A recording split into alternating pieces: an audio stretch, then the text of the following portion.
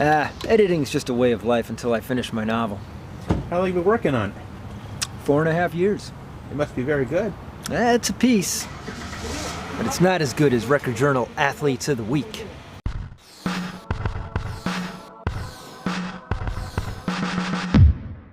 Okay. Good morning, good afternoon, good evening, whenever you may happen to be tuning in. I am Brian Carpenter, sports editor of the Mariner Record Journal, and welcome to what week are we up to, Aaron? I'll tell you, week six of the Record Journal Fall Athletes of the Week show, and we are coming to you from Cheshire Coffee here on a Tuesday morning. Cheers. And we're going to jump right into it because we have two new winners to announce, and both their interviews are really, really good, and we want to get right to them. So we will start with our boys winner. He was, he is, and shall be the herewith from Southington, the running back for the football team, Mr. Dylan Cole. All right, this is Sean Krofsik, and we're here at Southington High, and this is our male athlete of the week, Dylan Cole. Dylan, congratulations on being athlete of the week. Thank you. Yeah, what does it mean to you to be honored? It means a lot, but I'm not the only one who should be receiving this award to me, because the line, and it takes a whole team to really produce what we're doing, and it's hard. It would be hard for me without them to do any of this. So it really means a lot that they could help me, and hopefully it means something to them that I got this award. Shows them that they're doing something right. Yeah, absolutely. So your linemen, they've opened up a lot of holes for you this year? Yeah, they have. They've been doing really well. Some of them are younger too, and they've filled in amazing. They're moving people around, and they're doing a really good job. Yeah. How would you describe this year so far individually? Just a lot of fun. It's really fun playing out here with all my friends, and I couldn't complain because it's been a great year so far. Yeah. How about your play? You got 219 yards against Hall, 247 against Manchester, and 3 touchdowns. Great performances, and tell us about that run you had, the big breakaway against Manchester.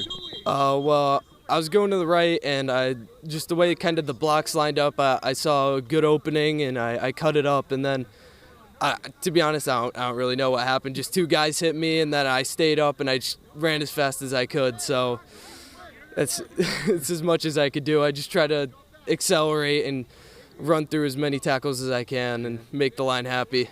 Was that your best run of the year, you think?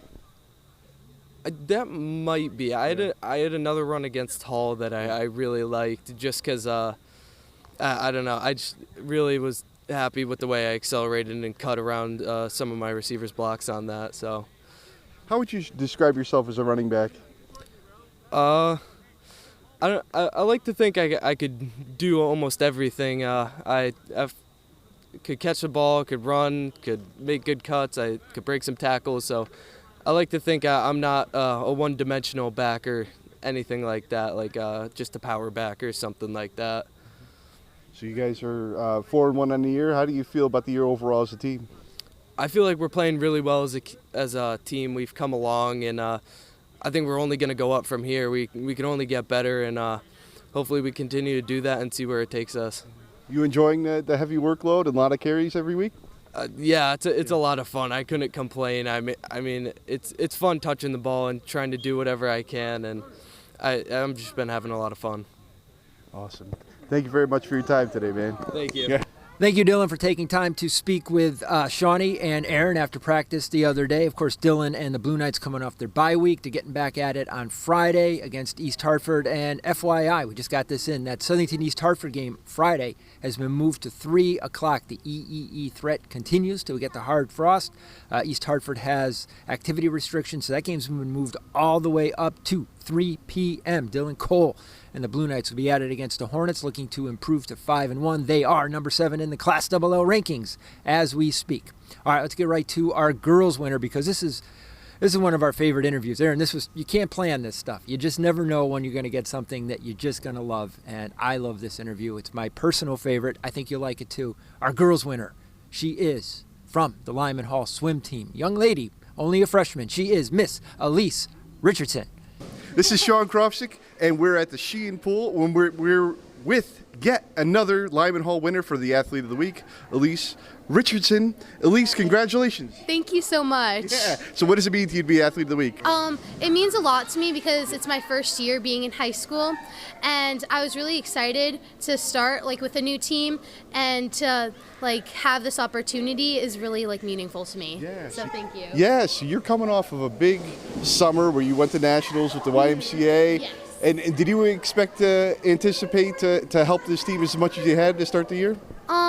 Like not as much as I have. I knew I was gonna like hopefully do well, but I didn't know I was gonna do as well as I have been doing. Tell me about swimming at that national event. What was that like? It was really kind of emotional for me because I've never swam. I've swam at like zones before, which is like half of the United States, but I've never like swum at the entire United States. So like there was people from like Alaska there, and I thought that was like really cool. Yeah. So I'm looking at your stats here. 10 individual events, 11 first place relays, all different, all the sprints, the fly, the 200 IM, the 500 free. What's your favorite one? Well, the one I'm the best at is probably the 100 free, but I love the 100 free, but it's just kind of stressful. So I would say my favorite one is just the 50 because it's like done and it's over with, and then like you're okay after. You're not like so tired. The 100 like kills me. So how'd you get into swimming? Well, I'm a very hyperactive kid, so when I was in like gymnastics and soccer and like nothing really worked, and my mom put me in like, we live right close to a Y, and she was like, how about you like start swimming there? And so she kind of like put me in a pool, put me in goggles, and just pushed me into the pool, and I like kind of took off. So You were always just mainly a sprinter? yeah, I would say so. When I was younger, I was really good at like the 50s and the 25s, but like then I started doing 100 and like middle sprints, so like 200s also, but like recently I've been back into the 50. So what are you hoping to accomplish this year? well, in high school season, I'm hoping to, well, I want to go to opens, but I'm hoping to do well at states, because I don't want my nerves to get the best of me. And outside of high school season, I want to go to Y Nationals again. So, except in 2 events this time. Wow. So I went in 1 event last year, and now I want to go into 2. So. Wow, that's exciting. So tell us about yourself as a swimmer. I'm like I mainly sprint, as I said before.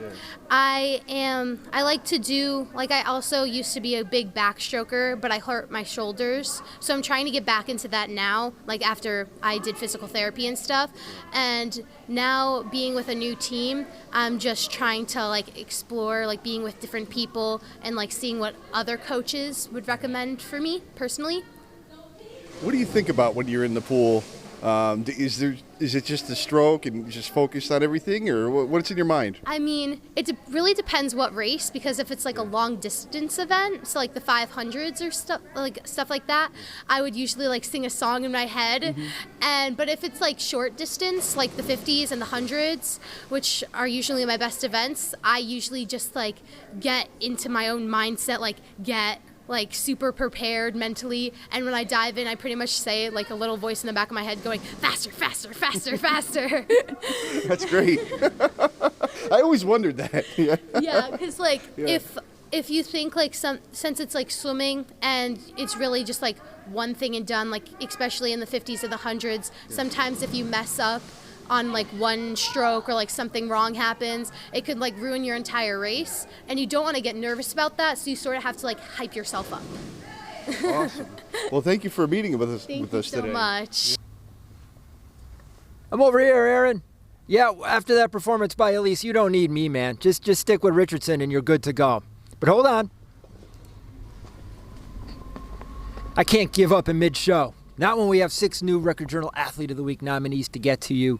So, we hope you enjoyed the interviews with Dylan and Elise, but it is time to move forward. We bravely move forward. 3 boys, 3 girls here in week 6. And you know who they are? I know you know who they are. Aaron, because I sent you the list, and you just saw one of them play. He is from Cheshire High School, right here in Cheshire. Again, we're at Cheshire Coffee. Perhaps Jake McAlinda drinks coffee because he sure runs like he's highly caffeinated sometimes. Just teasing you, Jake. Jake McAlinda, one of our favorite football players. He is boys nominee number 1. Big game for him and the Rams against Massac. They win 52-22, and Jake scores 4 touchdowns, 182 yards. So, Jake, because I don't want to chinch you, I'm going to go to my magic cheat sheet here on my little pad. Make sure we got that right. Yes, there it is, Jacob. 182 yards, 4 touchdowns. Cheshire 52, Massac 22. Add it all up, and Jake and the Rams, they are 4-1, and they are now number 8 in the Class Double L rankings. Jake, congratulations to you, boys nominee number 1 here in Week 6. Our second nominee is also a football player, and nice coming out performance for him. He is from Sheehan High School quarterback, Mr. Kyle Simmons. Now, Kyle and the Titans are 5-0, and through their first 4 games, the Titans really ran the ball a lot. Look, they got Terrence Bogan. They got Jordan Davis. Give it to those guys. Let them run. They got a nice offensive line. But on Friday, out in Reading against Joel Barlow, Barlow did what they did 2 years ago in the Class M playoffs. They really just packed the box and dared Sheehan to beat them with the pass. And Kyle Simmons, who hadn't thrown that much through the first 4 games, he did just that. Rose to the challenge, 12 for 14. Only misfired twice, 12 for 14. I'm going to check your yardage too, Kyle, because I know it was over 250 yards. Don't want to chinch you one single yard. There it is, 251. 4 touchdown passes. He and the Titans defeat Joel Barlow 47-14. They are undefeated. Congratulations to you, Kyle Simmons, on the victory and for being boys nominee number 2 here in Week 6. Our third and final nominee, we're going over to the soccer field, and I got to say, this young man's team having a tough year. It's been a rough year for the Platte soccer team, but this boy, he is a diamond in the rough. He is Mr. Elian Nava from the Platte soccer team. And we're going with Elian because you know what? This kid's legit. He's a player. Probably an all-conference selection. He should be nominated for it. He's boys nominee number 3. He's got 5 of Platte's 9 goals on the season. And, the second Platte Maloney game is coming up. And the first time they met, Maloney won 2-1. Elian scored the Platte goal, and he really, really dominated in the second half of that game. Really showed what he can do. And you know what? We don't like overlooking kids who belong. Elian Nava, you belong. Boys nominee number 3 in Week 6.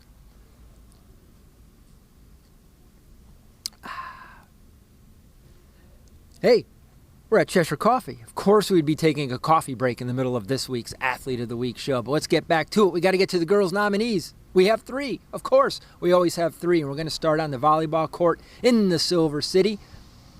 We're going to go with a young lady from Maloney High School. Been watching her all season long. We like what she's been doing. She is the senior outside hitter, Miss Brooke Lathe. And Brooke and the Spartans, I got to get busy now. They won 2 games last week against Rocky Hill and Plainville. Big wins for them, and Brooke was in the middle of that. She had 8 kills against Rocky Hill, came back the next night against Plainville. And this is a true story. I'm going to check my little fact sheet here because I don't want to get it wrong because I couldn't believe it when I saw it. There it is. 14 kills, 7 digs against Plainville. And those were 2 big wins for Brooke, and the Spartans are 6-9, getting back at it tonight against South Windsor. They got to make a good push down the home stretch to get to the Class L playoffs. For now, Brooke, congratulations. You are girls nominee number 1 in Week 6. Our second nominee, crosstown, other side of town at Wilcox Tech. She is their senior everything. She is Miss Chloe LeBissonniere. She is the senior captain as she goes. The Indians go, and they're going very well, 13-2. And, Chloe, she's just a machine wherever she is on the court. Puts up big kills, big numbers from the service line. Get this, Aaron. This is a true story. Last weekend, they were down in Milford, and Chloe had 7 kills and 9 aces in a sweep against Platte. 9 aces, that's a lot. But then on Friday, they come back to playing Vinyl Tech. Chloe has 11 aces. That's kind of mind-boggling. Chloe was all Record Journal last year, and we're glad to have her aboard as a Record Journal Athlete of the Week nominee here in Week 6. Our third and final nominee, I'm going to be honest with you, she's the one I settled on first and foremost right off the bat. She is from Southington Girls Soccer, Miss Allison Carr. Hey, Allison and the Lady Knights, 11-0-0, and they got there on Friday night with a win over Glastonbury, 3-zip. Glastonbury, such a strong program year after year. Just a couple years ago, they were nationally ranked. Well, Allison and the Lady Knights beat them 3-zip on Friday, and Allison had 2 goals in the first 19 minutes of the game. She now has 11 on the season, and really, Coach Mike Linehan's team, we had Emma Panarella here a couple weeks ago. Now we have Allison. the whole team and the kids coming off the bench. What a fine program. Southington, number 1 in the Class L rankings, and they are one of just 3 teams left undefeated and untied in the state in girls soccer. Allison Carr, good to have you aboard. Girls nominee number 3 here in week 6. And Aaron, that's a wrap. We're done with the show now. What should we do? We should go get more coffee. I'd like to say thank you to Nick and the folks here at Cheshire Coffee for letting us set up shop on their outside patio, have their coffee, and shoot our show. It was a nice locale. Perhaps, Aaron, knowing our love for coffee, we'll be back here again.